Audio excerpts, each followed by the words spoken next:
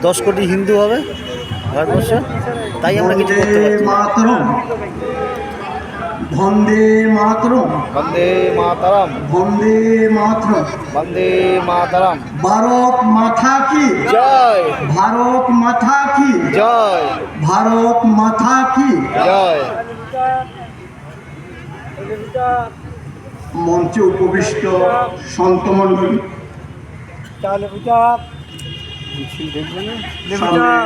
শ্রোতৃমণ্ডলী, প্রত্যেককে আমি আমার চাপাতালি আটকাবে যা খবর আছে। সন্তদের পক্ষ থেকে জানাই নম নারায়ণ এবং সাধুবাদ। আমরা আজকে এই প্রতিবাদ সভায় প্রত্যেকে আমরা শোনার আগ্রহ নিয়ে এসেছি। আমাদের সে আকাঙ্ক্ষিত প্রতিবাদী কণ্ঠ, সন্তদের মধ্যে একমাত্র প্রতিবাদী কণ্ঠ সে কার্তিক মহারাজের কণ্ঠ থেকে আমরা বিস্তারিত শুনব।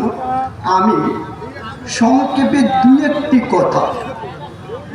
পূর্বে মহারাজজি বলেছেন, দেশ থাকলে আমাদের অস্তিত্ব থাকবে, অন্যথায় নয়।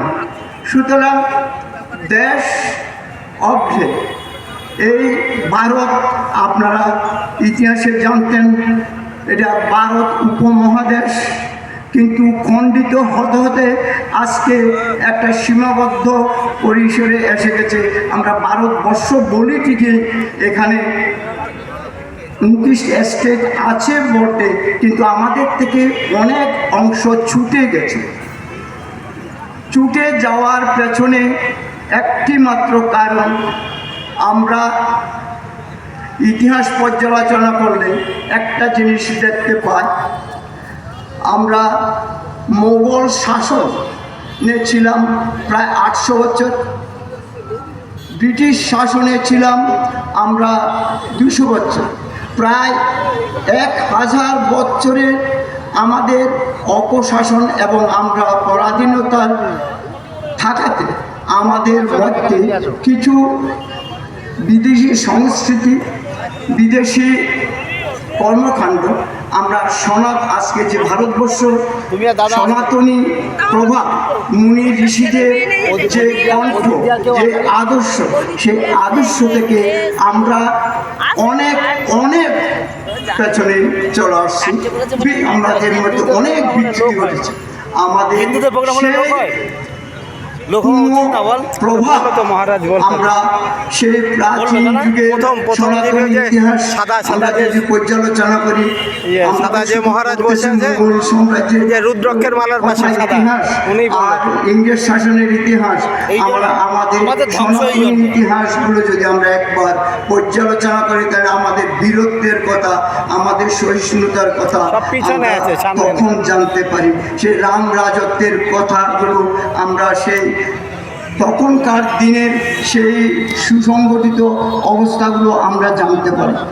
তো একটা কথা আমাদেরকে মনে রাখতে হবে, আজকে আমরা সেই হারানো দিন, হারানো সেই ইতিহাস আমাদেরকে পর্যালোচনার সেই জায়গায় গিয়ে আমাদেরকে পৌঁছাতে হবে। আমরা যদিও মনে করছি আমরা 21 শতাব্দীর মানুষ, আমরা অনেক অগ্রসর হয়েছি, বিজ্ঞান অনেক এগিয়ে গেছে। এই বিজ্ঞানের অগ্রগতির যুগে আমরা যদি সে আবার পশ্চাৎধাবন করতে যাই, কিন্তু কী রকম কথা আপনি বলছেন হয়তো মঞ্চে উঠে না, আমরা সংস্কৃতিতে অনেক পেছনে চলে গেছি। আজকে কিছুক্ষণ আগে আমার পূর্ববর্তী বক্তা যিনি বললেন যে নজরুল প্রমীলাকে বিয়ে করেছেন, হিন্দু ধর্ম গ্রহণ করেছিলেন। হ্যাঁ, ইনি বজেন্দ্র, উনি একজন শিক্ষক ছিলেন, বজেন্দ্রবাবু, কৃষ্ণনগরে। বজেন্দ্রবাবু উচ্চ মার্গের শিক্ষক ছিলেন, উনি সাধক ছিলেন। উনার কাছে গিয়ে উনি নিয়েছেন, শ্যামা সঙ্গীত রচনা করেছেন নজরুল বটে, কিন্তু উনি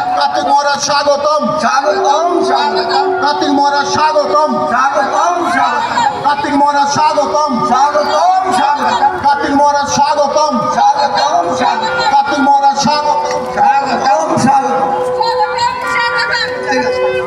আমাদের মধ্যে উপস্থিত হয়েছে